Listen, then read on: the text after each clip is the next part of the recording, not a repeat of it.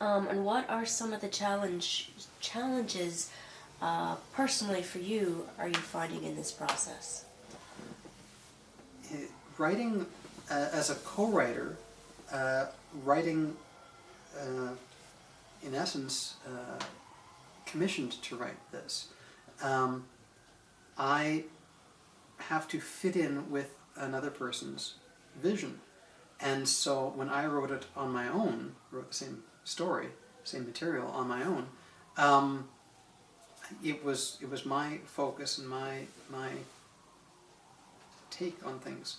And so now, to be told, no, we want to do this in the format of correspondence, that for me, my instinct is, but no, this is a very violent, dramatic story. So that's sort of the opposite of what what I would have expected to do with this. But being given that parameter, it actually forces me to squeeze more juice out of this, and I have to look at it from another angle, because I have to see things I wasn't looking at before. And in essence, I have to let go of things that I had made central.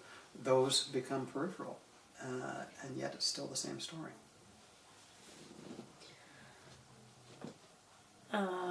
What is different this time? I think you've said some of that, but can you expand in writing this play from when you wrote the other? So when I wrote Father, Hero, Traitor, Son 2 years ago, it was very much about the title, so it kind of says it. It was precisely the contrast between a father decorated as a war hero in World War I and his son being hung for treason in World War II by the same government. That for me is just astounding and a rarity in history. And if it were fiction, I think it would be interesting. But it's history, and it's our history, and in fact, it's Karri's family history. So that makes it very interesting for me. But I think for anybody, it's an interesting difference. And so to shift it from what to me is a very tantalizing question about the war hero and the traitor, to shift that to what is maybe a more intimate relationship between brother and sister,